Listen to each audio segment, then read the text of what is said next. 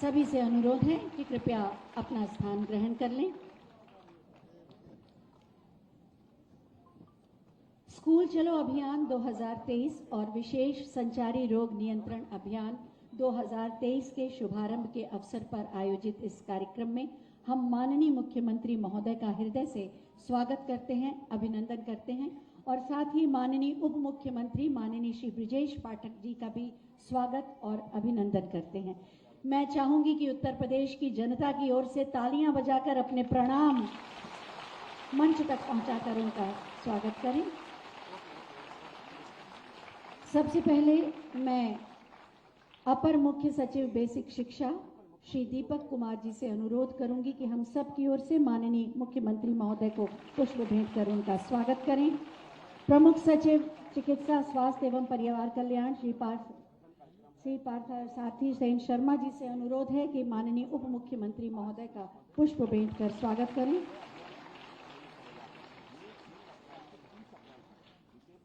School का ज्ञान का विद्या का कार्यक्रम है, तो सबसे पहले प्रस्तुत है सरस्वती वंदना।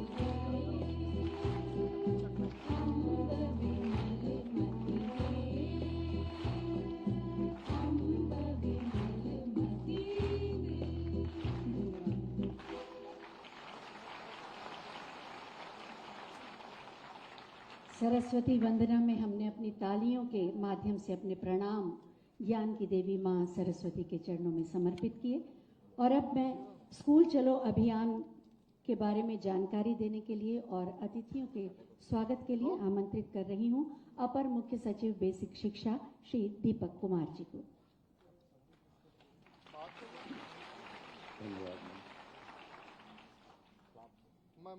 परम श्रद्धेय माननीय मुख्यमंत्री जी, माननीय उप मुख्यमंत्री जी, विभिन्न जनपदों से ऑनलाइन जुड़े माननीय प्रभारी मंत्रीगण, माननीय सांसदगण, माननीय विधायकगण, मंच पर एपीसी एवं आईआईडीसी सर, प्रमुख सचिव स्वास्थ्य, अधिकारी बंधु, मीडिया के प्रतिनिधिगण, गुरुजन, देवियों, सज्जनों एवं प्यारे बच्चों, आज के इस शुभ आयोजन में मैं आप सभी का स्वागत करता हूं। हमारा सौभाग्य है कि प्रदेश में शिक्षा के विकास हेतु माननीय मुख्यमंत्री जी का प्रेरणादायी अमूल्य मार्गदर्शन सतत रूप से प्राप्त होता रहता है। नवीन शैक्षिक सत्र के अवसर पर आयोजित स्कूल चलो अभियान कार्यक्रम का माननीय मुख्यमंत्री जी के कर कमलों से आज शुभारंभ किया जा रहा है, जो शिक्षा विभाग में एक नई ऊर्जा का संचार करेगा।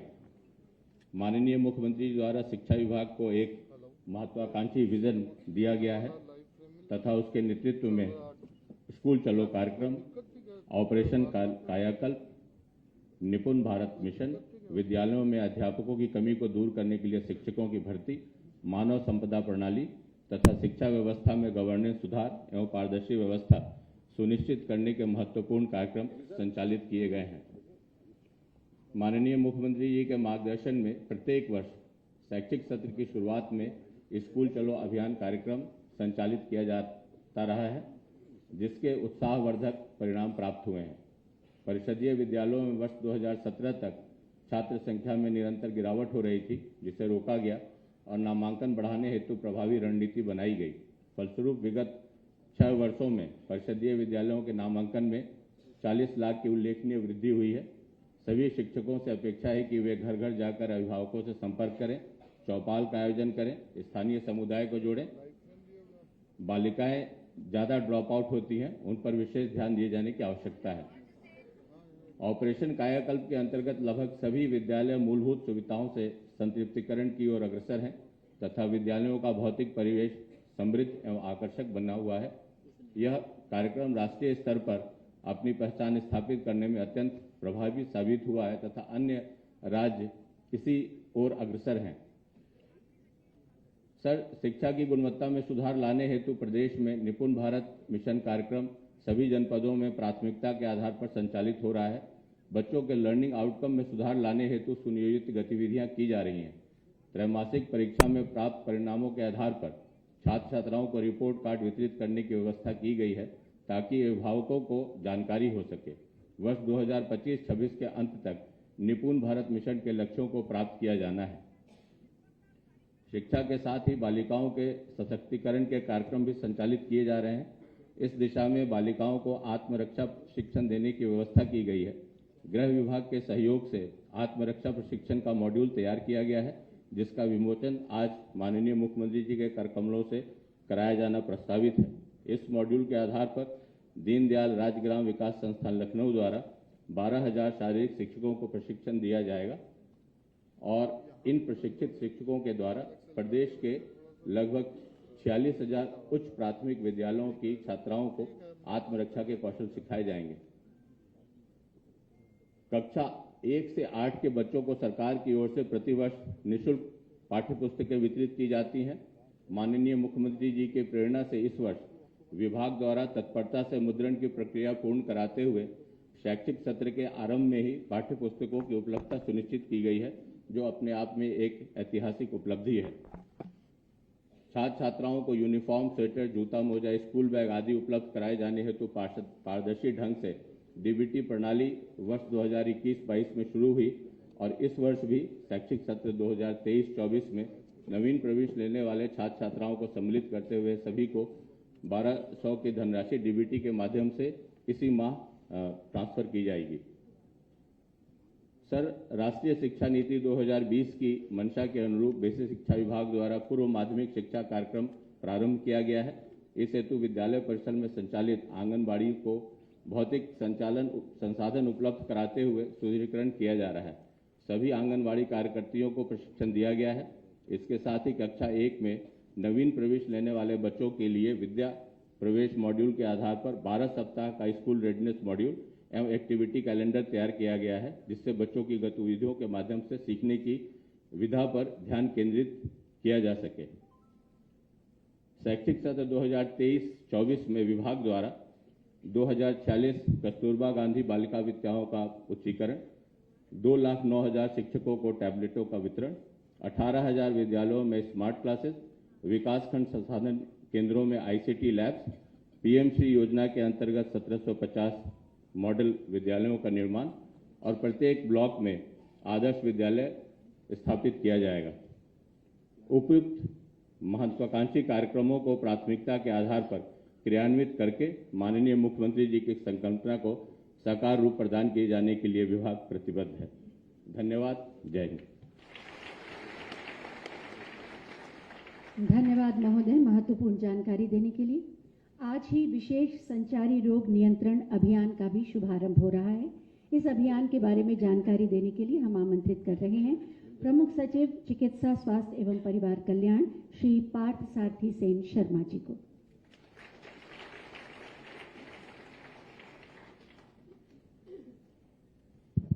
स्कूल चलो अभियान और विशेष संचारी रोग नियंत्रण अभियान 2023 के शुभारंभ के कार्यक्रम में मैं आज विशेष रूप से माननीय मुख्यमंत्री जी का स्वागत करता हूं। मैं मंचासीन माननीय उप मुख्यमंत्री जी का स्वागत करता हूं।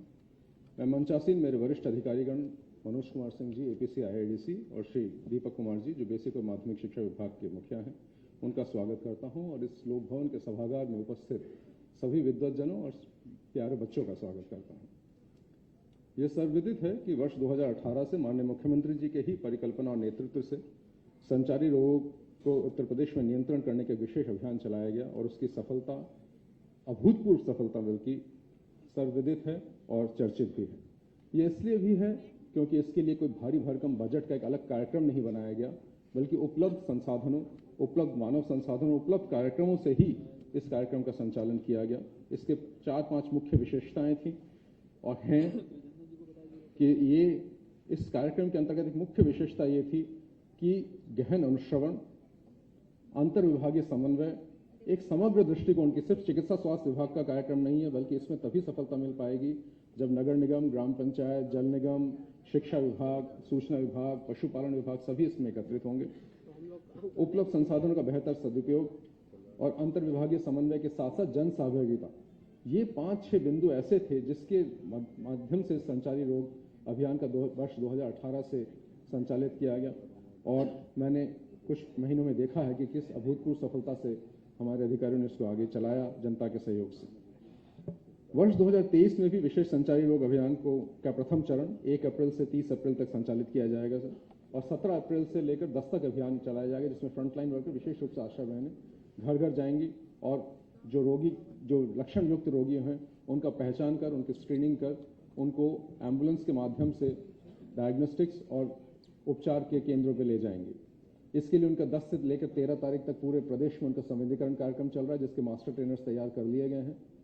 10 मार्च को सारे जनपदों को इसके विस्तृत निर्देश दिए गए हैं। स्वास्थ्य विभाग के अधिकारियों का संविधिकरण 2 चरणों में हो चुका है, ट्रेनर्स बन चुके हैं, डिस्ट्रिक्ट मैजिस्ट्रेट्स और कमिश्नर्स का संविधिकरण हो चुका है, हर डिस्ट्रिक्ट में डिस्ट्रिक्ट टास्क फोर्स की मीटिंग्स हो चुकी हैं और हर डिस्ट्रिक्ट में माइक्रो प्लान बनकर तैयार है। और मुझे बताते हुए बहुत खुशी है कि आज सारे जनपदों में 75 जनपदों में स्कूल चलो अभियान और संचारी रोग अभियान का संयुक्त रूप से शुभारंभ हो रहा है, जिसमें जनप्रतिनिधियों का सहयोग प्राप्त किया जा रहा है। ये बहुत ही इम्पोर्टेंट कार्यक्रम है हम लोगों के लिए और मैं अपने विभाग की तरफ से इसकी प्रतिबद्धता दोहराता हूँ। माननीय मुख्यमंत्री जी का ही ये सोच थी कि आज इस कार्यक्रम को दोनों विभाग संयुक्त रूप से चलाएं। स्कूल चलो अभियान और संचारी रोग नियंत्रण अभियान को एक साथ चलाने के पीछे माननीय मुख्यमंत्री जी की सोच थी कि न केवल संचारी रोगों से बच्चों का पिछले वर्षों में अधिक प्रभाव रहा है उन पर, बल्कि अभिभावकों, शिक्षकों और बच्चों के माध्यम से पूरे समाज में बिहेवियरल चेंज की एक संदेश जा सकता है, एक जागरूकता जा सकती है और लोग वो सावधानियां बरत सकते हैं जिससे वो अपने आप को संचारी रोग से बचा सकें। मैं अधिक ना बोलते हुए मैं एक बार पुनः माननीय मुख्यमंत्री जी, माननीय उप मुख्यमंत्री जी का स्वागत करता हूं और आप सभी का स्वागत करता हूं। धन्यवाद। और अब बारी है निःशुल्क पाठ्य पुस्तकों और कार्य पुस्तिकाओं के वितरण की। कक्षा 1 से लेकर 8 तक के बच्चों को प्रतीक स्वरूप माननीय मुख्यमंत्री महोदय ये पुस्तकें देंगे। सबसे पहले कक्षा 1 की मोनिका।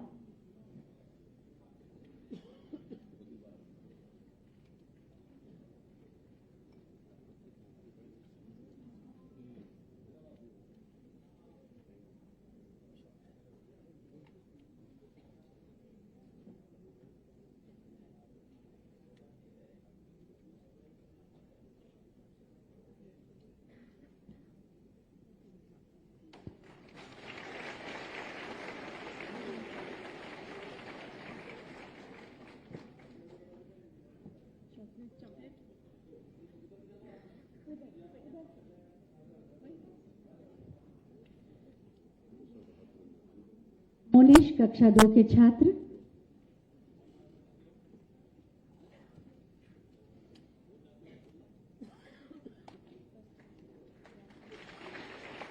कक्षा 6 की सहर बानो। सौभाग्यशाली हैं ये बच्चे, सबको आशीर्वाद मिल रहा है। कक्षा 7 के अंश।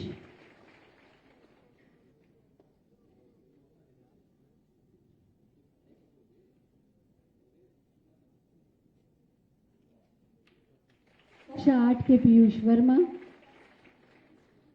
ये सब बच्चे प्राथमिक विद्यालय नरही, उच्च प्राथमिक विद्यालय उदयगंज और जियामऊ के हैं।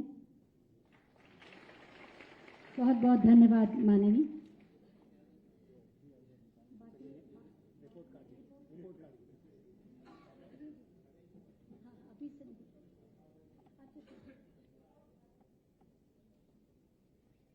निपुण बाल बालिकाओं के लिए राष्ट्रीय शिक्षा नीति के अनुरूप निपुण प्रदेश के निर्माण के लिए इन सबको भाषा और गणना में दक्षता दी जा रही है। निपुण असेसमेंट टेस्ट किया गया। निपुण आकलन के में जो बच्चे उत्तीर्ण हुए उन बच्चों में से 5 को ये रिपोर्ट कार्ड दिए जा रहे हैं। मैं आमंत्रित कर रही हूँ श्री अथर्व तिवारी,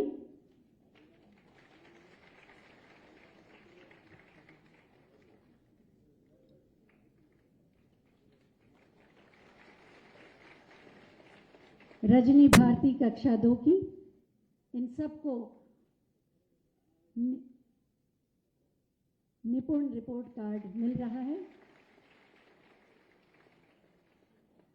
सौम्या सोनकर कक्षा 3 के लिए निपुण रिपोर्ट कार्ड।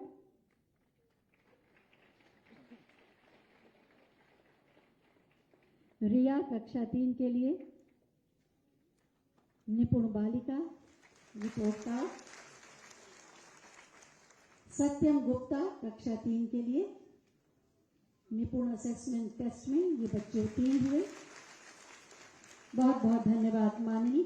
सचमुच निपुण बालक बालिकाएं ही आगे चलकर निपुण विकास खंड, निपुण जनपद का निर्माण करेंगी और तभी निपुण उत्तर प्रदेश का निर्माण संभव हो पाएगा, जो माननीय मुख्यमंत्री महोदय की संकल्पना है और प्रतिबद्धता भी। और अब जैसा कि आप सब जानते हैं, राष्ट्रीय शिक्षा नीति के मंशा के अनुरूप एनसीईआरटी ने कक्षा 1 में विद्या प्रवेश के लिए एक स्कूल रेडीनेस कैलेंडर और मॉड्यूल तैयार किया है, जिसके 12 सप्ताह की गतिविधियां हैं, जिससे बच्चा स्कूल में प्रवेश करने के लिए पूरी तरह से तैयार हो जाए।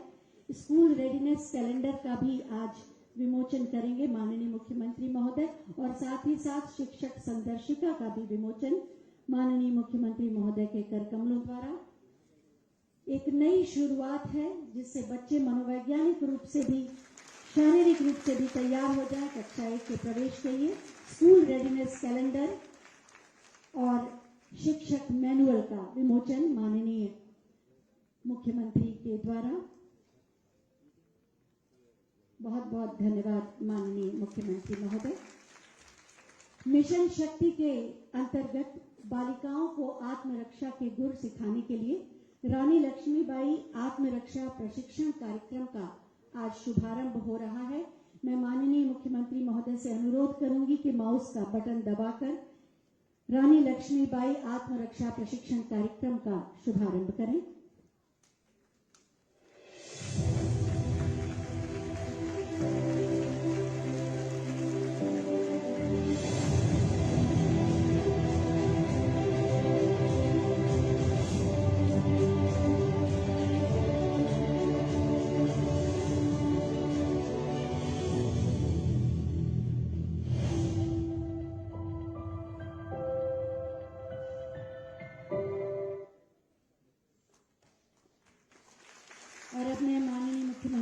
महोदय से अनुरोध करूंगी कि रानी लक्ष्मीबाई आत्मरक्षा प्रशिक्षण के मॉड्यूल का भी विमोचन करें।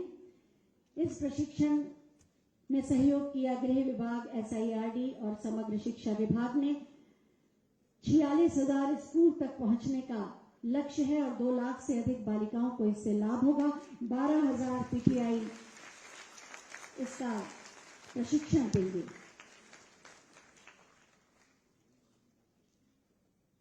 बहुत बहुत धन्यवाद माननीय। चिकित्सा स्वास्थ्य सेवाओं के गुणवत्ता, उसकी सुलभता और उसके सुदृढ़ीकरण और विकास के लिए पूरी संवेदनशीलता और प्रतिबद्धता के साथ कार्य कर रहे हैं माननीय उप मुख्यमंत्री माननीय श्री ब्रिजेश पाठक जी। आज के इस अवसर पर हम उनसे भी अनुरोध करेंगे कि हमारा मार्गदर्शन करने की कृपा करें, आपकी तालियों के प्रणाम के साथ।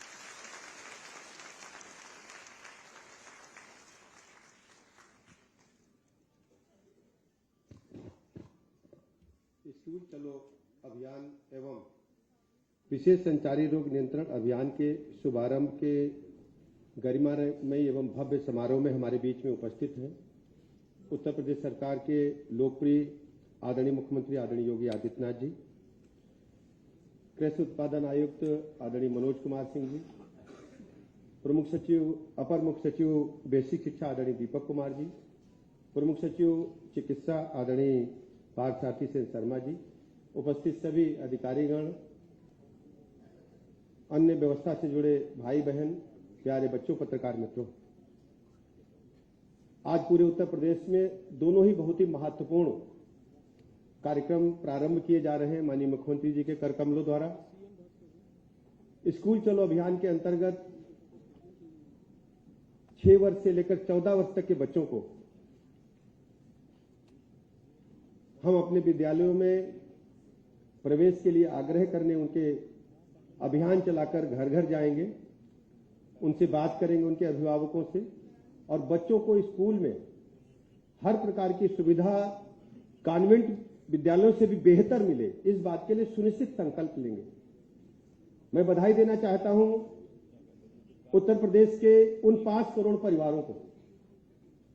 माननीय मुख्यमंत्री योगी जी के नेतृत्व में उत्तर प्रदेश में बेसिक शिक्षा विभाग ने आमूलचूल परिवर्तन किया है। 2017 से पहले हम लोग भ्रमण पर जब विभिन्न क्षेत्रों में जाते थे, जनपदों में, बेसिक शिक्षा के स्कूल एकदम खंडहर बन चुके थे।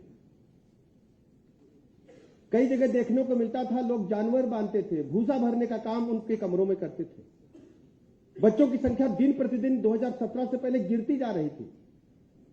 पूरी तरह से बच्चों के भविष्य को अंधकार में बनाने का काम तत्कालीन सरकारों ने किया था। हमारी सरकार ने इस पीड़ा को समझा और पूरी ताकत और लगन के साथ अधिकारियों की टीम बना करके डे टू डे मॉनिटरिंग करके इस अभियान को अपने हाथ में लिया। माननीय मुख्यमंत्री जी के मार्गदर्शन में मैं कह सकता हूं कि आज पूरे प्रदेश के 90% से अधिक स्कूल हमारे कायाकल्प योजना में मॉन्टेसरी प्राइवेट स्कूलों से बेहतर बन गए हैं। मैं दावे के साथ कहता हूं, लगभग सभी जनपदों में गांव-गांव जाकर विद्यालयों को हमने अपनी आंखों से देखा है और उन बच्चों में आत्मविश्वास हमने देखा है। जो बच्चे कॉन्वेंट और मॉन्टेसरी के जो निजी स्कूल थे, उनसे बेहतर ड्रेस पहन करके पढ़ रहे थे। मुझे इस बात को कहने में बहुत ही फक्र हो रहा है, प्रसन्नता भी हो रही है कि उत्तर प्रदेश की आने वाली पीढ़ी को तैयार करने के लिए हमारी सरकार ने माननीय मुख्यमंत्री जी के नेतृत्व में बेहतर से बेहतर काम किया है और गुणवत्तापरक काम किया है। कुछ स्कूल जो रह गए हैं, आने वाले समय में हम शीघ्र उनको पूरा करेंगे, लक्ष्य के अनुसार चल रहे हैं। और सबसे बड़ी बात यह है कि इसमें सरकारी संसाधनों का उपयोग कम से कम करके हमने विद्यालय में पूर्व छात्रों को, अधिकारियों को, क्षेत्र के सम्मानित लोगों को जो अपने परिजनों के नाम पर या खुद विद्यालय को मेंटेन करना चाहते हैं, इस प्रकार से कायाकल्प योजना को चला करके अद्भुत परिणाम हमारे बेसिक शिक्षा विभाग ने दिया है। दूसरी तरफ डीबीटी के माध्यम से सीधे अभिभावकों के खाते में बच्चों को ड्रेस उपलब्ध कराना, उनके बस्ते उपलब्ध कराना, अन्य सामग्री उपलब्ध कराना बहुत ही प्रशंसनीय काम हुआ है। हम लगातार अपने बेसिक शिक्षा विभाग के अधिकारियों के संपर्क में रहकर उनसे अनुरोध करते हैं कि अभिभावकों के संपर्क में आकर के, सामान्यतः होता क्या, जो बैठकें होती हैं वो पहले विद्यालय परिसर में होती थी, बेसिक शिक्षा के अभिभावकों को बुला करके। हम जिस जिले में गए हमने अनुरोध किया कि हमारे जो बेसिक शिक्षा के अधिकारी हैं वो प्रधान के घर, जिला पंचायत सदस्य के घर, ब्लॉक प्रमुख के घर या क्षेत्र के सम्मानित व्यक्ति के घर या सामान्य पंचायत भवन में एक सभी अभिभावकों को बुला करके उनसे बात करें और बच्चों के भविष्य के लिए चिंता करने को कहें। उनको ड्रेस के लिए, उनको उच्च कोटि की खाद्यान्न सामग्री जो मिल रही उसके लिए, सबके लिए व्यवस्थित ढंग से बच्चों को जिंदगी को उच्च स्तर पर बढ़ाने के लिए काम करें। हमारी सरकार प्रदेश के 5 करोड़ परिवारों तक आज से एक अभियान के तहत पहुंचने का काम कर रहे हैं। हम आज विशेष संचारी रोग अभियान प्रारंभ करने जा रहे हैं और सबसे बड़ी बात यह है कि इसमें हम घर घर जाएंगे।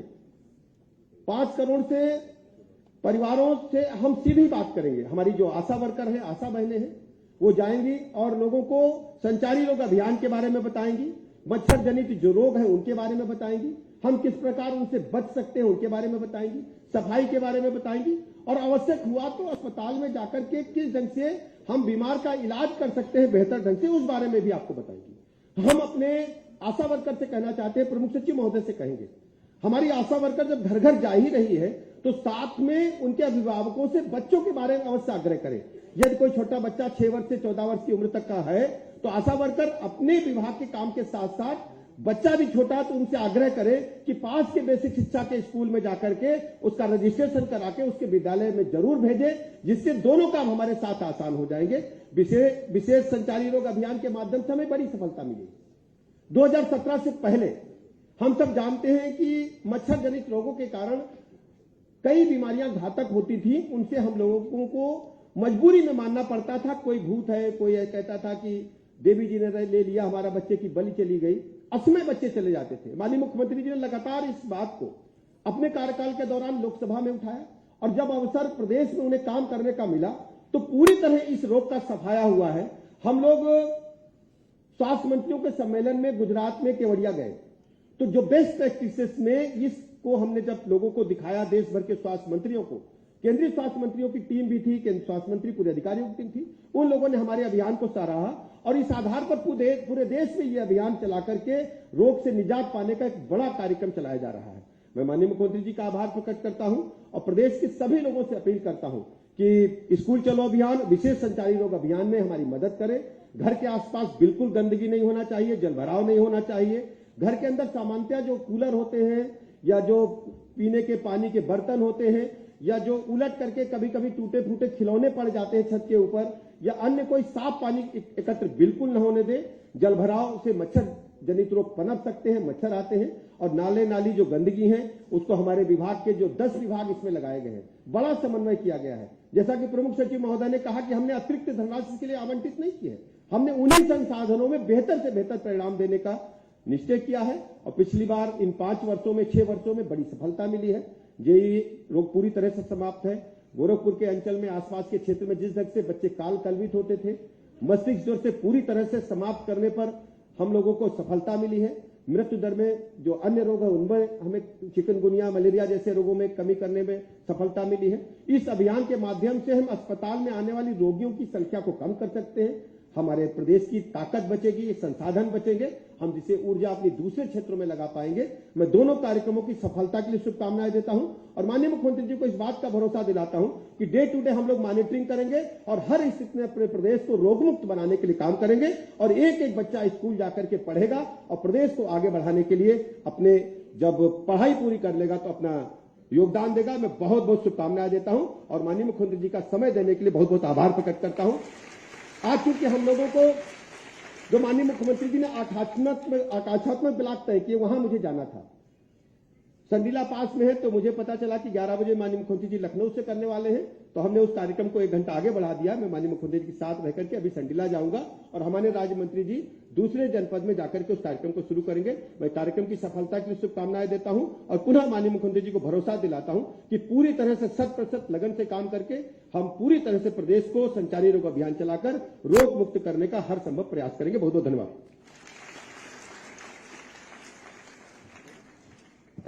बहुत बहुत धन्यवाद माननीय। शिक्षित, सुसंस्कृत और निपुण बाल बालिकाओं का निर्माण और जन स्वास्थ्य सुविधाओं का सुधार, विकास और विस्तार के साथ साथ स्वच्छ, स्वस्थ, सशक्त, आत्मनिर्भर उत्तर प्रदेश का निर्माण माननीय मुख्यमंत्री जी की प्राथमिकता भी है और प्रतिबद्धता भी, और इसीलिए शिक्षा के क्षेत्र का कायाकल्प हो रहा है और साथ ही संचारी रोग नियंत्रण अभियान अभूतपूर्व सफलता प्राप्त कर रहा है। माननीय मुख्यमंत्री जी का नेतृत्व और मार्गदर्शन हमें चुनौतियों का सामना करने का साहस भी देता है और असंभव को संभव करने का बल भी। मैं बहुत ही आदर के साथ माननीय मुख्यमंत्री महोदय से अनुरोध करूंगी कि आज के इस अवसर पर हमारा मार्गदर्शन करें, आप सबकी तालियों के अभिवादन के साथ।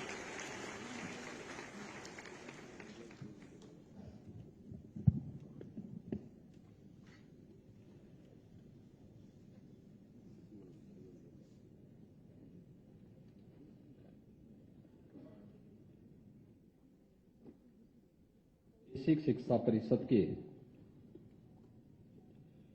स्कूल चलो अभियान और स्वास्थ्य एवं परिवार कल्याण विभाग के द्वारा संचालित संचारी रोग नियंत्रण अभियान के इस विशेष कार्यक्रम में मंच पर उपस्थित प्रदेश सरकार में मेरे वरिष्ठ सहयोगी उप मुख्यमंत्री श्री ब्रजेश पाठक जी, प्रदेश के कृषि उत्पादन आयुक्त तथा औद्योगिक विकास आयुक्त श्री मनोज कुमार सिंह जी, अपर मुख्य सचिव बेसिक एवं माध्यमिक शिक्षा श्री दीपक कुमार जी, प्रमुख सचिव चिकित्सा स्वास्थ्य एवं परिवार कल्याण विभाग श्री पार्थ सारथी सिंह शर्मा जी, शिक्षा विभाग और स्वास्थ्य विभाग से जुड़े हुए सभी वरिष्ठ अधिकारीगण, प्रदेश के अलग अलग जनपदों से जुड़े हुए हमारे सभी माननीय प्रभारी मंत्री, माननीय सांसद, माननीय विधायकगण,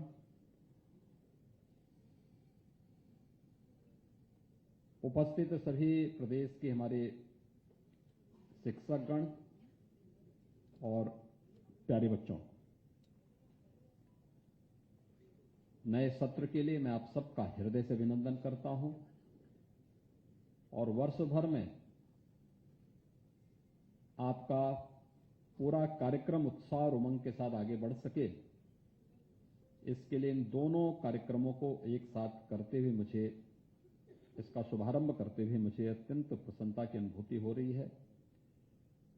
इस अवसर पर मैं इन दोनों कार्यक्रमों के प्रति अपनी शुभकामनाएं आप सबके प्रति व्यक्त करता हूं।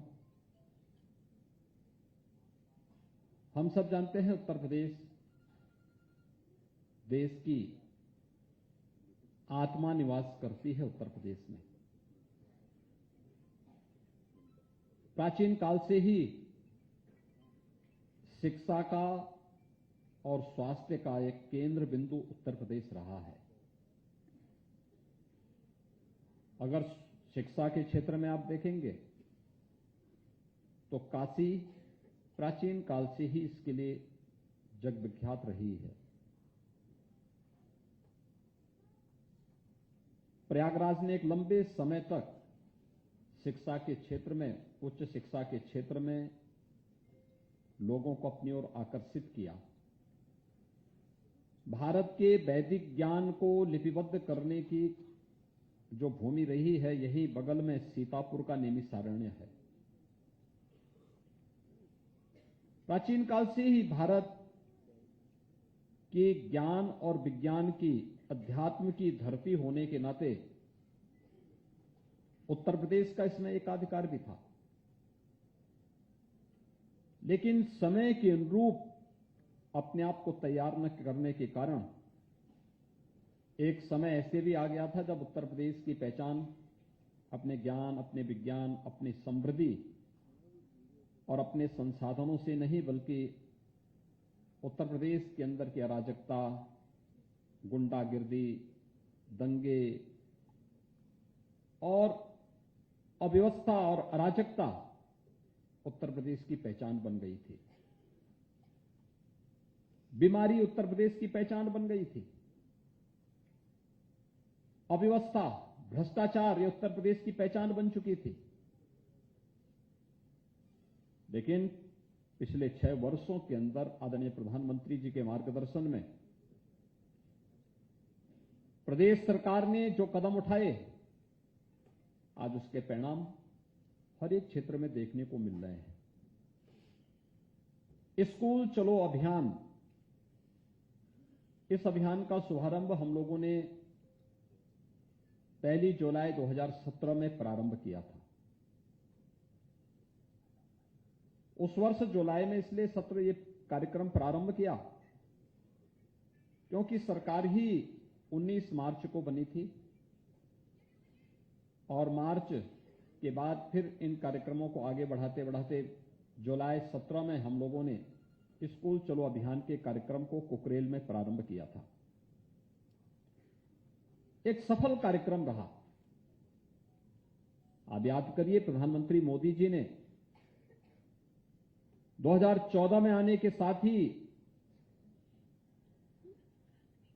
स्कूल में जो ड्रॉप आउट रेट था, खासतौर पर 5वीं और 8वीं क्लास पास होने के बाद बच्चे स्कूल छोड़ देते थे, खासतौर पर बालिकाओं की संख्या इसमें ज्यादा थी।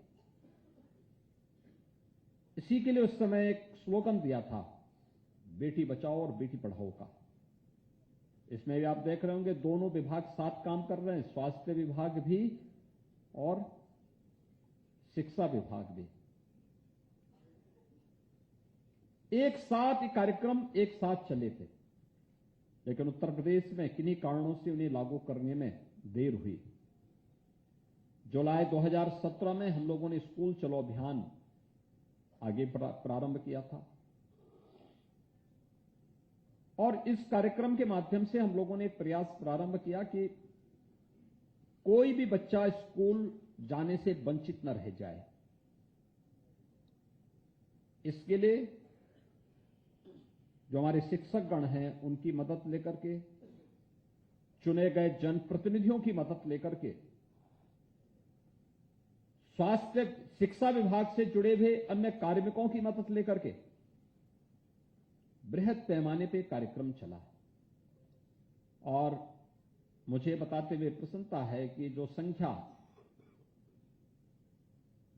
जुलाई 17 में हमारे सामने केवल 1,34,00,000 की थी, आज वो बढ़कर के 1,92,00,000 के आसपास से 1,92,00,000, यानी ये संख्या जो बढ़ी है, ये बढ़ी हुई संख्या इस बात को प्रदर्शित करती है कि प्रदेश के अंदर ये कार्यक्रम सफलतापूर्वक आगे बढ़ा। आज हमारे सामने जब हमारे विधायक गण आते हैं, जनप्रतिनिधि गण आते हैं,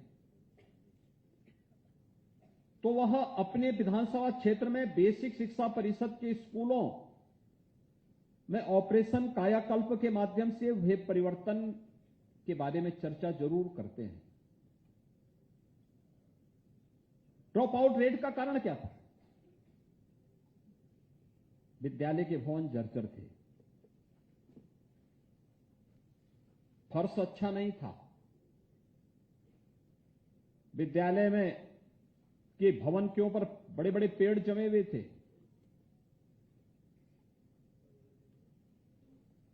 बालक और बालिकाओं के लिए अलग अलग टॉयलेट नहीं थे, पेयजल की सुविधा नहीं थी, यानी ये बुनियादी चीजें थी। लाइब्रेरी और स्मार्ट क्लास की बात तो बहुत दूर थी। आधे से अधिक बालिकाएं ऐसी थी जो नंगे पैर स्कूल आती थी। बालकों में भी यह संख्या 40% के आसपास ऐसा था जो नंगे पैर स्कूल आते थे। यूनिफॉर्म बहुत अच्छी क्वालिटी की नहीं थी, जो एक यूनिफॉर्म मिलती भी थी तो वह सत्र समाप्त होने के बाद आ पाती थी। और उस समय मैंने इस बात को महसूस किया कि जिन बच्चों के प्रति हम लोग इतने लापरवाह हैं। यह केवल एक मासूम बच्चा नहीं है, वह हम अपने भविष्य के प्रति लापरवाह हैं। ये केवल प्रदेश का भविष्य नहीं बल्कि देश के भविष्य के प्रति हम इस प्रकार की लापरवाही अपना रहे हैं। और इसीलिए उस समय हमारी सरकार ने तय किया कि हर बच्चे को 2 यूनिफॉर्म मिलेंगे, बैग मिलेगा, बुक्स मिलेगा, जूते मोजे भी देंगे। और ऑपरेशन कायाकल्प के अंतर्गत सभी जनप्रतिनिधिगण, शिक्षा विभाग के अधिकारीगण, प्रशासनिक अधिकारियों ने, पुलिस अधिकारियों ने, पूर्व छात्रों ने मिलकर के एक एक विद्यालय को गोद लिया। और मुझे बताते हुए प्रसन्नता है कि कुल 1,56,000 विद्यालयों में से 1,36,000 को ऑपरेशन कायाकल्प के अंतर्गत अब तक हम बुनियादी सुविधाओं के साथ साथ स्मार्ट क्लास और अन्य सुविधाओं से आच्छादित कर चुके हैं। जो शेष 20,000 इस विद्यालय बचे हैं, उन्हें इस सत्र में हम लोग कुछ को गोद लेकर के, कुछ को राज्य के बजट से, कुछ को ग्राम प्रधान निधि से इन कार्यक्रमों से जोड़ने का कार्य हो रहा है। आप अनुमान कर सकते हैं, अब तो पाठ्यक्रम में भी काफी बदलाव आया है। एनसीईआरटी का पाठ्यक्रम बेसिक शिक्षा परिषद अपना रहा है। मानव संपदा पोर्टल के माध्यम से शिक्षकों की उपस्थिति के साथ साथ शिक्षा विभाग के अधिकारियों की उपस्थिति उसके साथ दर्ज हो रही है। निपुण भारत अभियान के अंतर्गत बच्चों के प्रत्येक विद्यालय को, प्रत्येक ब्लॉक विकास खंड को, प्रत्येक जनपद को निपुण विद्यालय, निपुण जनपद, निपुण ब्लॉक घोषित करने का एक प्रतिस्पर्धा, स्वस्थ प्रतिस्पर्धा प्रारंभ हुई है। और शिक्षा के क्षेत्र में जब हम क्वालिटी देने की स्थिति में पहुंच चुके हैं, तो उसी कार्यक्रम को आगे बढ़ाते हुए आज तमाम कार्यक्रमों को यहां पर लॉन्च भी किया गया है। और मुझे बताते हुए प्रसन्नता है, यहां पे निःशुल्क पाठ्य पुस्तकों का वितरण तो 5 बच्चों को हमने किया ही, साथ साथ यहां पर विद्या प्रवेश पर आधारित स्कूल रेडीनेस कैलेंडर एवं शिक्षक मैनुअल का भी यहां पर विमोचन अभी मंच के माध्यम से हुआ है। बालिकाओं को मिशन शक्ति के अंतर्गत रानी लक्ष्मीबाई आत्मरक्षा प्रशिक्षण मॉड्यूल के विमोचन के साथ साथ इस प्रशिक्षण कार्यक्रम का भी उद्घाटन का कार्यक्रम यहां पर संपन्न हुआ है। निपुण भारत अभियान के अंतर्गत छात्र छात्राओं को रिपोर्ट कार्ड भी यहां पर वितरण के ढेर सारे कार्यक्रम एक साथ यहां पर आयोजित हुए हैं। ये कार्यक्रम बताते हैं हम एक सकारात्मक दिशा में आगे बढ़े हैं। और बेसिक शिक्षा परिषद और शिक्षा क्षेत्र में जो परिवर्तन हुए हैं, आप अनुमान करिए कि बेसिक और माध्यमिक शिक्षा में ही हम लोगों ने 1,60,000 शिक्षकों की तैनाती की, उनकी नियुक्ति दी, उन्हें फिर से शासकीय तैनाती दी। यानी 1,60,000 स्कूल ये बताते थे कि 1,60,000 शिक्षकों की तैनाती इस बात को प्रदर्शित करती है कि यहां पे इतने शिक्षक थे ही नहीं। और इनको वहां पर नियुक्ति पत्र देने के साथ जो कार्यक्रम आज आगे बढ़े हैं, उसके परिणाम हम सबके सामने हैं। और आज इसीलिए स्कूल चलो अभियान जब प्रारंभ हो रहा है, अगले 1 महीने तक ये कार्यक्रम चलेगा। इसमें हमारा दायित्व बनता है कि हर शिक्षक, हर प्रधानाचार्य, जिस ग्राम पंचायत में स्कूल है या जिस वार्ड में स्कूल है, वहां के सभी मानदंडों के साथ, ग्राम पंचायत है तो ग्राम पंचायत, ग्राम प्रधान के साथ साथ उनकी पूरी पंचायत के साथ में बैठक करें, उनका सहयोग भी लें, अभिभावकों की भी बैठक लें।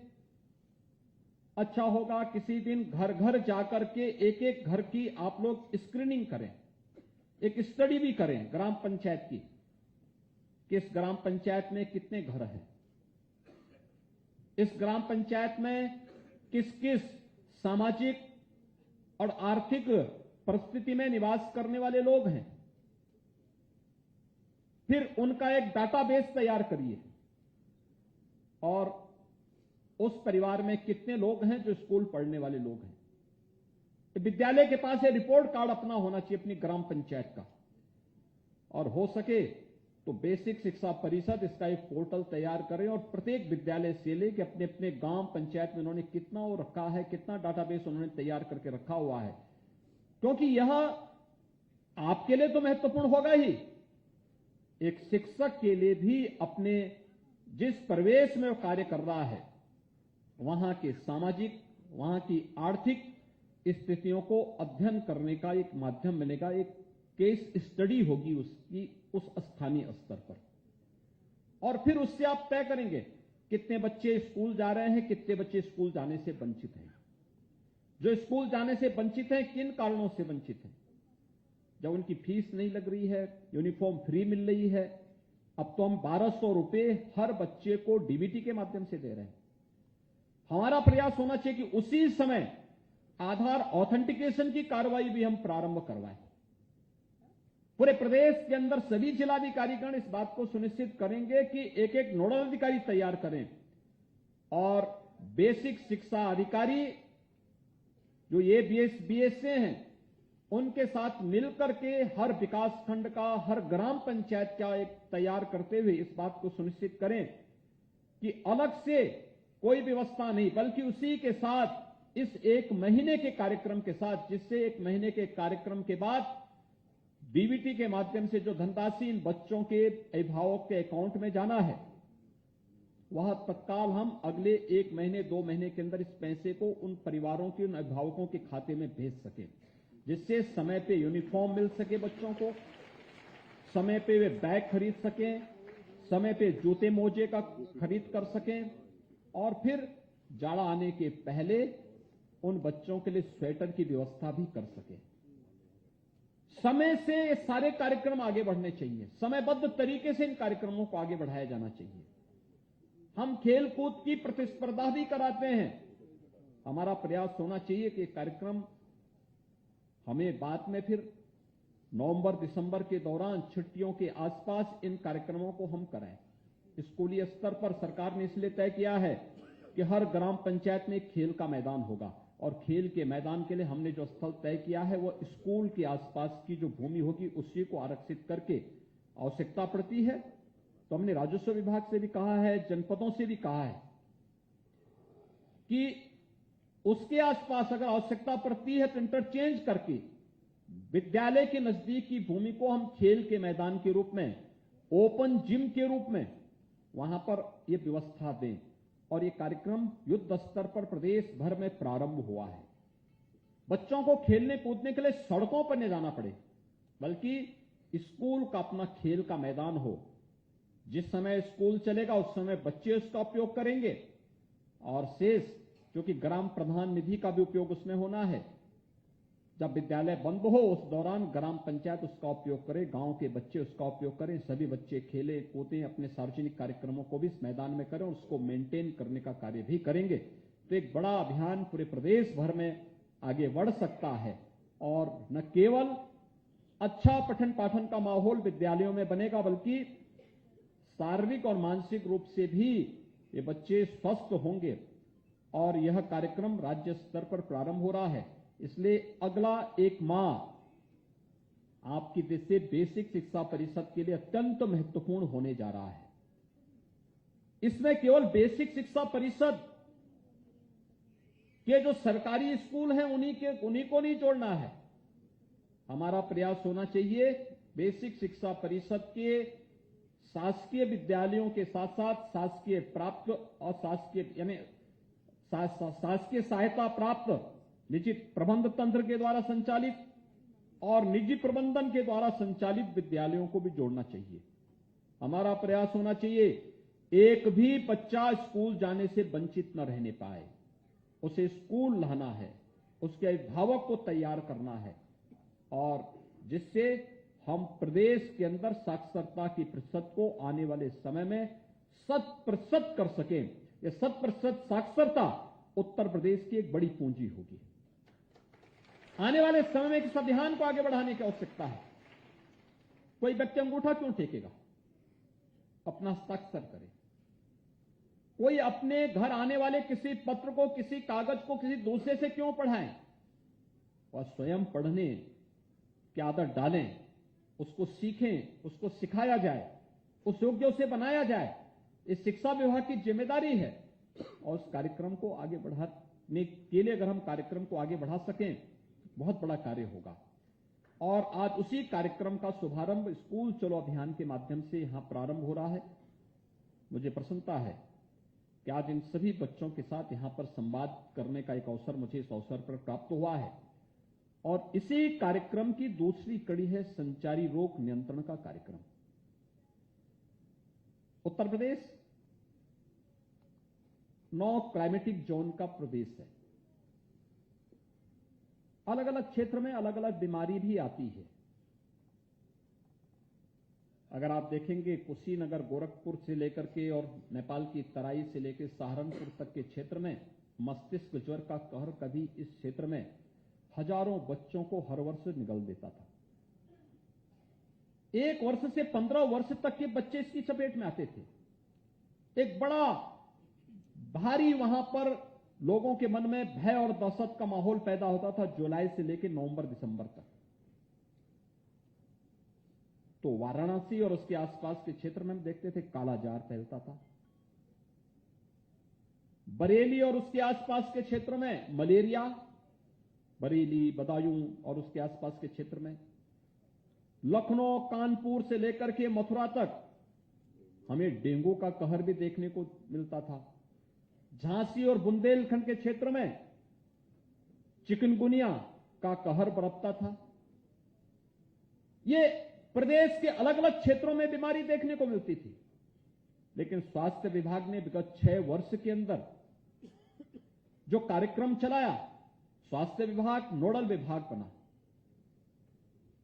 ओवरऑल मॉनिटरिंग स्वास्थ्य विभाग की रही, लेकिन साथ साथ ग्राम्य विकास और पंचायती राज विभाग, नगर विकास विभाग, महिला और बाल विकास विभाग, समाज कल्याण विभाग, कृषि, इन सब ने मिलकर के इस कार्यक्रम में सहभागिता की।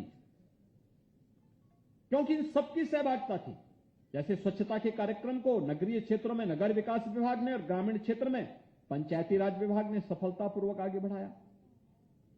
समय पे छिड़काव हो, फॉगिंग हो,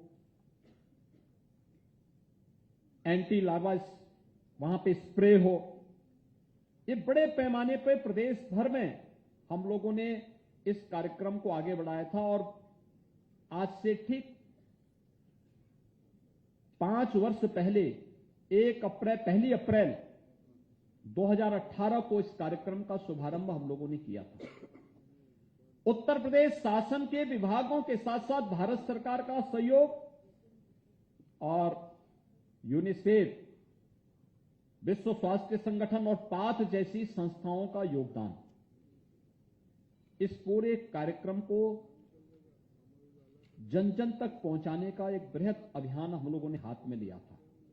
इसमें हमारे स्वास्थ्य विभाग के अधिकारी, कर्मचारी थे, आशा वर्कर, आंगनवाड़ी की बड़ी भूमिका थी।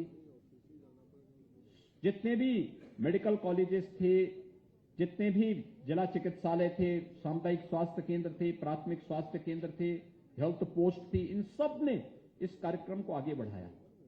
आज परिणाम क्या है? संचारी रोग नियंत्रण के लिए उत्तर प्रदेश का यह मॉडल पूरे देश के सामने आज बहुत अच्छे परिणाम के साथ सामने आया है। उत्तर प्रदेश ने इस दिशा में अच्छा कार्य किया। आज उसको आप देख सकते हैं, हर एक जगह उसको महसूस किया जा सकता है। मस्तिष्क ज्वर, इंसेफ्लाइटिस, जिससे अगर मैं केवल गोरखपुर के ही गवर्नमेंट मेडिकल कॉलेज के आंकड़े आपके सामने प्रस्तुत करूं और वहां के जो अन्य आंकड़े हैं, जो मेडिकल कॉलेज के अंदर और मेडिकल कॉलेज के बाहर मौतें हुई, केवल गोरखपुर और बस्ती कमिश्नरी के अंदर 40 वर्ष में 50,000 से अधिक बच्चों की मौत हुई थी। वहां अनुमान करिए 50,000 बच्चों की मौत के लिए जिम्मेदार कौन था? और आज मुझे बताते हुए प्रसन्नता है कि इंसेफ्लाइटिस को अंतर विभागीय समन्वय के कारण स्वास्थ्य विभाग ने इसे लीड किया था। आज उसको पूरी तरह नियंत्रित किया जा चुका है। अब इंसेफ्लाइटिस से कोई मौत नहीं होती है। जिस स्थिति में पहुंचा लिया गया है, एक प्रकार से उसके उन्मूलन की घोषणा होनी बाकी है। शेष या कार्यक्रम सफलतापूर्वक आगे बढ़ा। चिकनगुनिया, मलेरिया, कालाजार, इसमें उत्तर प्रदेश का कार्य उत्कृष्ट श्रेणी का है। उत्तर प्रदेश स्वास्थ्य विभाग ने इस दिशा में बहुत अच्छा काम किया है। डेंगू नियंत्रण के भी प्रभावी कार्यक्रम कराए गए, उसके परिणाम बहुत अच्छे आए हैं। तो पहले डेंगू फैलता था, लोगों में एक भय हो जाता था, आज डेंगू का भय नहीं है, एक सामान्य सी बीमारी रह गई है। और इसीलिए इसकी चपेट में जितनी बीमारियां हैं, इनकी चपेट में ज्यादातर बच्चे आते थे, ज्यादातर बच्चे इसकी चपेट में आते थे, क्योंकि इसमें मच्छर से ही फैलने वाली ज्यादातर बीमारियां हैं।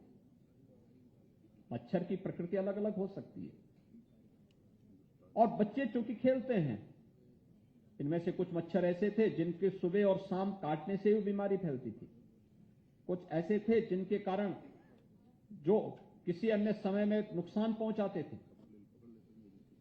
और इसलिए स्कूल चलो अभियान और संचारी रोग नियंत्रण का एक कार्यक्रम एक साथ यहां पे प्रारंभ किया गया। इसमें सबसे ज्यादा भूमिका होनी चाहिए स्वच्छता की। स्वच्छता का है, शुद्ध पेयजल का है, इसमें बड़ी भूमिका होगी। एक स्वच्छता हमारे घर के आसपास, और मैं सभी अपने शिक्षकों से भी अनुरोध करूंगा, हमें इंटरेक्शन बढ़ाने की आवश्यकता है। केवल स्कूल में जाकर के केवल अपने पाठ्यक्रम को पढ़ा लेना ही एक योग्य शिक्षक का काम नहीं है। अभिभावक के साथ भी संवाद बनाना, सकारात्मक रूप से बच्चों के भावक को बच्चे के रिपोर्ट कार्ड के बारे में अवगत कराना। आवश्यक नहीं कि सभी बच्चे पारंगत हो, सभी बच्चे योग्य हों, यह आवश्यक नहीं। एक योग्य शिक्षक का दायित्व बनता है कि जो योग्य नहीं उसको योग्य बनाना। जो योग्य है तो अपनी प्रतिभा से है ही योग्य, लेकिन अगर आप कोई कमजोर बच्चे को योग्यता की श्रेणी में ला देते हैं, यह आपकी उपलब्धि होगी। अगर आपका बेहतरीन संवाद है और एक रचनात्मक और सकारात्मक सहयोग आप इन बच्चों के लिए उपलब्ध करवा रहे हैं, तो बच्चा आजीवन आपको सम्मान करेगा, आजीवन आपको सम्मान करेगा। अन्यथा समय और वक्त ये किसी को बख्शता नहीं है। याद रखना, ये हर व्यक्ति के कर्मों का फल उसे उसके रहते हुए ही दे भी देता है, बता भी दे देता है। आज आप देख रहे होंगे ना, प्रदेश भर में जो माफिया पहले सत्ता को अपना सरपरस्त मानते थे कुछ नहीं, और आज उनकी क्या दुर्गति हो रही है, क्या दुर्गति हो रही है उनकी, किस स्थिति में पहुंच रहे हैं, कैसे उनको सजा हो रही है, कैसे उनकी सजा होने पर आज प्रदेश भर में और देश भर में तालियां बजती हैं, लोग खुशहाली मनाते हैं कि इस पापी को सजा हो गई, अच्छा हुआ।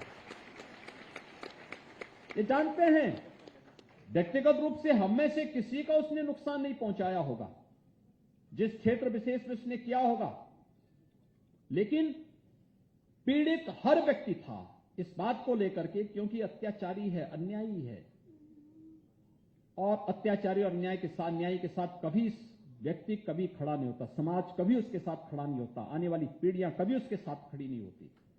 जो व्यक्ति गलत करेगा उसका भुक्तभोगी उसको बनना ही पड़ेगा, हर हाल में बनना है।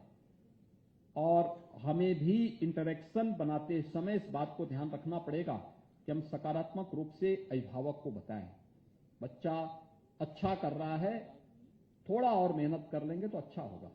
आप नकारात्मक रूप से मत बोले कि बच्चा किसी लायक नहीं, ये मत बोलिए।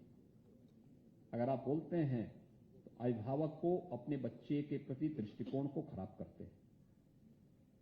सकारात्मक भाव के साथ, अच्छा है, थोड़ा और मेहनत करेगा और अच्छा हो सकता है, उस थोड़ी मेहनत के लिए हम भी मेहनत करेंगे, आप भी प्रयास करिए, और ये अच्छी दिशा में आगे बढ़ेंगे। प्रतिभाशाली बच्चे हैं, इनको सही मार्ग पर चलने की प्रेरणा कर देना, सही मार्ग पर आगे बढ़ाने की तैयारी करना, और साथ साथ हो सके तो एक घर में सप्ताह में या 15 दिन में एक बार अगर आपका विजिट हो सके, अलग अलग शिक्षक, अलग अलग प्रधानाचार्य अलग अलग क्षेत्रों में जा सकें, जाएंगे तो छात्र के मन में भी सम्मान का भाव पैदा होगा, अभिभावक के मन में भी सम्मान का भाव पैदा होगा। और साथ साथ जब जाते हैं तो देखें साफ सफाई है कि नहीं है, बात व्यवहार कैसा है बच्चे का अपने माता पिता के प्रति, माता पिता के बच्चे के प्रति, और फिर उनको अगर आप बता सकें इसके बारे में। मैं देखता हूं जिन शिक्षकों ने अच्छा काम किया है, जब कभी उनका उस विद्यालय से ट्रांसफर होता है तो पूरा गांव, पूरा समुदाय बड़ा भावुक होता है, हमारे पास पत्र लिखता है कि फलाने शिक्षक का ट्रांसफर हो गया है, कुछ दिन और रुक जाता तो और अच्छा होता। यानी इसको हम लोग अपनी उपलब्धि मानते हैं कि कम से कम हमारा एक शिक्षक ऐसा भी है कि जिसके लिए गांव रो रहा है, गांव जिसके प्रति सम्मान का भाव व्यक्त करता है। यह एक उपलब्धि है एक शिक्षक की। लेकिन हम कहते हैं कि भाई देखो, शिक्षक है, ट्रांसफर पोस्टिंग शासकीय सेवा का एक हिस्सा होता है, और अगर ये अच्छे हैं तो इस अच्छे पर अधिकार और भी लोगों का होना चाहिए। इन्होंने एक मानक तय किया है, आने वाले जो शिक्षक होंगे उनके लिए मानक होगा, ये और भी जगह जाएंगे और अच्छा काम करेंगे। लेकिन जो बुरा है उसको देखकर लोग पहले बोलते हैं कि साहब इसको हटा देते तो अच्छा था, हमारे यहां किसी को मत भेजिए लेकिन इसको तो हटा ही दीजिए। और अगर हटा ही देते हैं, लोग ये मानते हैं कि चलो एक बला कट गई है, इसको तो अच्छा हुआ कि आने वाले समय कोई ना आए ऐसा। अब हमें तय करना है कैसा हम बनना चाहते हैं। जिसको लोग सम्मान दें वो हम बनना चाहते हैं, जिससे लोग घृणा करें। जीवन में कोई व्यक्ति हमसे घृणा करे, इससे नारकीय जीवन दूसरा नहीं होता जी। लोग हमें सम्मान की दृष्टि से देखें, ये जीवन यही है। और स्वच्छता के बारे में एक कार्यक्रम को आगे बढ़ाना, ग्राम प्रधान से ग्राम प्रबंधन समिति के साथ बातचीत करते हुए अभिभावकों को भी इसके लिए प्रेरित करना, स्कूल कॉलेजेस में जाकर स्कूल में जो बच्चे आते हैं उनको भी देखना यूनिफॉर्म साफ सुथरी है या नहीं है। साफ सुथरी यूनिफॉर्म हो, नहा करके आते हैं कि नहीं आते हैं, दांतून करते हैं कि नहीं करते हैं घर में, ये पूछना। ये मॉर्निंग असेंबली के समय होना चाहिए। अपने निर्धारित यूनिफॉर्म में ही बच्चे स्कूल आए, इसके लिए तैयार करना। जूते मोजे साफ सुथरे हैं या नहीं हैं। विद्यालय की यूनिफॉर्म को घर जाने पर उतार करके घर के दूसरे कपड़े होने चाहिए। स्कूल में अच्छे ही कपड़े, साफ सुथरे कपड़े पहन करके आए, इसके लिए बच्चों को बताना। नहीं तो पता लगता कुछ बच्चे खेलते खेलते खेलते रात्रि में भी जूते मोजे पहन करके सो जाते हैं, कोई बोलने वाला नहीं। अगर आप बताएंगे नहीं, कैसे होगा, उन बच्चों को कैसे पता लगेगा। स्वच्छता के प्रति जितना बृहद आप उनको जानकारी दे पाएंगे, इस संचारी रोग को नियंत्रण करने में उतनी ही सफलता प्राप्त होगी। दूसरा, विद्यालय में भी इस बात को देखना कि आपके यहां टॉयलेट बनाए गए हैं, बालक बालिकाओं के लिए बनाए गए होंगे, बनाए गए या अगर कहीं खराब हो गए तो उसको ठीक करवाना, उसकी नियमित सफाई करना। ग्राम पंचायत में सफाई कर्मियों के साथ या नगर निकायों में उनको भी बोल करके साफ सफाई के कार्यक्रम को वहां ठीक करना, नियमित सफाई हो। जो जल की आपूर्ति हो रही है, जहां पे आरओ है, आरओ की भी समय समय पे मरम्मत करवाना। ऐसा तो नहीं कि पुराना पानी है और वही महीनों से टंकी में सड़ रहा है, वही पानी बच्चे पी रहे हैं, फिर तमाम इन्फेक्शन के शिकार हो रहे हैं। ये छोटी छोटी चीजें हैं जिसको ध्यान देंगे तो उन बच्चों के स्वास्थ्य को भी आप ठीक रख पाएंगे और गांव के लोगों को भी इसके बारे में आप बता पाएंगे। ये कार्यक्रम आपके स्तर पर आगे बढ़ना। बच्चे स्कूल आए हैं, हर प्रकार के टीकों से आच्छादित हैं या नहीं हैं। पिछले 6 वर्ष के अंदर स्वास्थ्य विभाग ने मातृ मृत्यु दर और शिशु मृत्यु दर को बहुत अच्छे तरीके से नेशनल एवरेज तक पहुंचाने का कार्य किया है। कुछ क्षेत्र में तो नेशनल एवरेज से आगे बढ़ रहा है, अच्छा चल रहा है। इसमें भी एक केवल स्वास्थ्य विभाग की जिम्मेदारी नहीं है, हमारी भी जिम्मेदारी है। आशा वर्कर के साथ, आंगनबाड़ी के साथ संवाद बनाना। हम लोग आंगनबाड़ी को भी प्री प्राइमरी के रूप में आगे बढ़ाने का कार्य कर रहे हैं।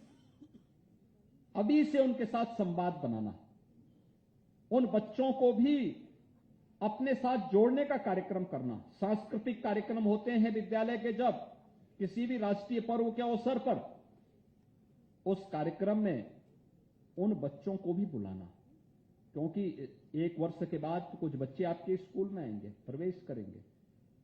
मिष्टान वितरण में उनको भी सहभागी बना देना।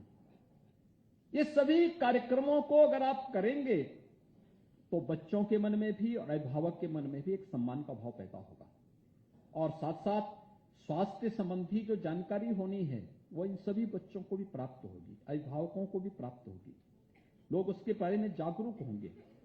ये कार्यक्रम इसीलिए प्रदेश भर में अगले 1 महीने तक चलेगा और 17 अप्रैल से लेकर 30 अप्रैल तक दस्तक अभियान चलेगा, जिसमें आशा वर्कर हर घर में जाकर के दस्तक देगी, बताएगी कि क्या क्या हमें सावधानी बरतनी है इन बीमारियों के प्रति।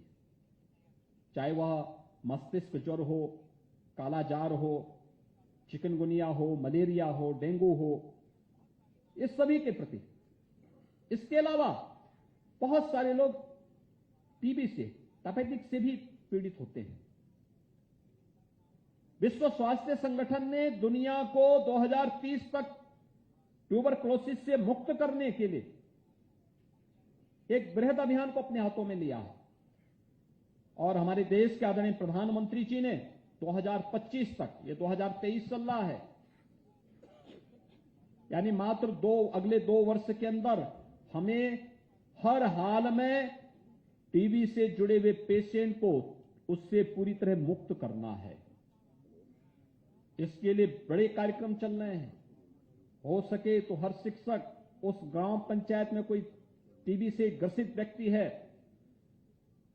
उसको गोद लें। गोद लेने का मतलब उसकी जिम्मेदारी इस बात को लेकर के लें, सरकार उसको कुछ सहायता देती है। डॉट्स योजना के अंतर्गत उनके लिए कुछ दवा के पैकेट आते हैं, वह दवा उसे उपलब्ध करवाने में मदद करना, सीएमओ के यहां तक पहुंचा करके, और उस प्रकार के रोगियों को कहना कि वे मास्क लगा करके रखें, थूके ना इधर उधर। दवा नियमित रूप से ले, जो दवा दी गई है जैसे डॉक्टर कहते हैं उसके अनुसार दवा ले, और उनके लिए खुराक के लिए भी एक निश्चित धनराशि उपलब्ध कराई गई है। कितना बड़ा कार्य होगा जी आपका, लोग आपका नाम लेंगे। एक शिक्षक एक भी टीबी पेशेंट को उस बीमारी से मुक्त करने में योगदान दे दे, कितना बड़ा कार्यक्रम होगा। 6 लाख शिक्षक है हमारे पास। 6 लाख शिक्षक 6 लाख रोगियों को अगर गोद लेकर के उस ग्राम पंचायत को, अपने वार्ड को, अपने मोहल्ले को इस बीमारी के खिलाफ अभियान का हिस्सा बना दें, देश के अंदर एक मॉडल बन जाएगा। इस बड़े अभियान को हमें अपने हाथों में लेना चाहिए। हर व्यक्ति इसके साथ जुड़ रहा है। राष्ट्रीय कार्यक्रमों के साथ जुड़ना हमारा दायित्व बनता है, हम सब इसके साथ जुड़ें। और व्यापक जागरूकता ही इन सभी बीमारियों से मुक्ति का माध्यम बनेगा। और मुझे विश्वास है कि आज जो एक साथ एक कार्यक्रम संचालित हो रहे हैं, सभी नगर निकाय, सभी ग्राम पंचायतें स्वच्छता अभियान को अपना जीवन का हिस्सा बनाएं, अपने दैनिक कार्यक्रम का हिस्सा बनाएं। कूड़ा जगह जगह न हो, कूड़ा भी निस्तारण की व्यवस्था ठीक करें। स्वच्छता पर विशेष ध्यान दें। मच्छर इस समय बढ़ेंगे, क्योंकि अब जैसे जैसे गर्मी बढ़ेगी मच्छरों का प्रकोप होगा। स्वच्छता पहला कार्यक्रम। स्वच्छता के साथ साथ फिर फॉगिंग हो। जहां पर फॉगिंग होना है, जहां पर अन्य छिड़काव होने, इन सभी कार्यक्रमों के साथ नगर निकाय जुड़े, ग्राम पंचायतें जुड़े। विभिन्न बृहद स्तर पर इन कार्यक्रमों को आगे बढ़ाएंगे तो ये शुद्ध पेयजल की आपूर्ति नगरीय क्षेत्रों में नगर विकास करेगा, ग्रामीण क्षेत्र में ग्राम्य विकास और ग्रामीण जलापूर्ति विभाग इस कार्यक्रम को करेगा। एक बड़े कार्यक्रम को बाल विकास और पोषाहार योजना के अंतर्गत हर आंगनबाड़ी में कुपोषित माताओं के लिए और बच्चों के लिए उनका पोषाहार उन्हें उपलब्ध हो, क्वालिटी के साथ उपलब्ध हो, इस कार्यक्रम के साथ जोड़ना। अन्य तमाम कार्यक्रम इस प्रकार से चलेंगे, एक साथ प्रदेश भर में कार्यक्रम को करना और इन कार्यक्रमों में सभी विभागों की उपस्थिति इस कार्यक्रम की सफलता को आगे बढ़ाएगा। एक महीने के अंदर चलने वाले, एक महीने तक चलने वाले इन दोनों कार्यक्रमों को सफलता की नई ऊंचाई तक पहुंचाने के लिए बेसिक शिक्षा विभाग और स्वास्थ्य विभाग इन दोनों को नोडल विभाग के रूप में अपने दायित्वों का निर्वहन करते हुए एक नए मॉडल प्रदेश और देश के सामने प्रस्तुत करने होंगे। आज दोनों कार्यक्रम संचालित हो रहे हैं। मुझे पूरा विश्वास है कि पूरे प्रदेश भर में इन कार्यक्रमों को लेकर के एक नए उत्साह के साथ इन सभी बच्चों को हम लोग आने वाले समय में एक भी बच्चा स्कूल जाने से न छूटे और कोई भी बच्चा आने वाले समय में किसी भी संचारी रोग की चपेट में न आने पाए। इन दोनों जिम्मेदारियों को हम अपने साथ जोड़ते हुए इस बृहद कार्यक्रम को आगे बढ़ाने का कार्य करेंगे। आज इन दोनों कार्यक्रमों को आगे बढ़ाते हुए मुझे प्रसन्नता की अनुभूति हो रही है और मुझे पूरा विश्वास है ये दोनों कार्यक्रम सफलता की नई ऊंचाइयों को छूते हुए उत्तर प्रदेश के हर बच्चे को स्कूल पहुंचाने और हर बच्चे को निरोग रखने, उसे स्वस्थ रखने में हम संचारी रोग नियंत्रण के इस बृहद अभियान का भी हिस्सा बनेंगे। आप सबके इस पूरे कार्यक्रम के प्रति मेरी शुभकामनाएं हैं। धन्यवाद। जय हिंद। बहुत बहुत धन्यवाद माननीय, आपके प्रेरणादायी उद्बोधन के लिए। वास्तव में हम सबकी हर उपलब्धि, हर सफलता आपके ही कुशल मार्गदर्शन और प्रेरणा का प्रतिफल है। हम हृदय से आपके आभारी हैं कि आज स्कूल चलो अभियान और संचारी रोग नियंत्रण अभियान के शुभारंभ के अवसर पर आपके सानिध्य और सामीप्य ने हमें नई ऊर्जा दी है। आप सभी का बहुत बहुत आभार। और अब हम माननीय मुख्यमंत्री महोदय और माननीय उप मुख्यमंत्री महोदय से अनुरोध करेंगे कि वेक्टर कंट्रोल वाहनों का फ्लैग ऑफ करने के लिए प्रस्थान करें। सभी बच्चों के लिए भोजन की व्यवस्था है। सभी बच्चे यहीं पर बैठे रहेंगे। तालियों के प्रणाम के साथ आप माननीय मुख्यमंत्री महोदय को विदा दें। वेक्टर कंट्रोल वाहनों का फ्लैग ऑफ करेंगे माननीय मुख्यमंत्री महोदय और माननीय उप मुख्यमंत्री महोदय। आप सभी से अनुरोध है अपने स्थान पर बैठे। माननीय मुख्यमंत्री महोदय इतने संवेदनशील हैं कि इस चीज के प्रति भी पूछ रहे थे कि बच्चों के लिए भोजन की व्यवस्था है कि नहीं। आप सभी से अनुरोध है अभी बाहर न जाएं, इसी स्थान पर बैठे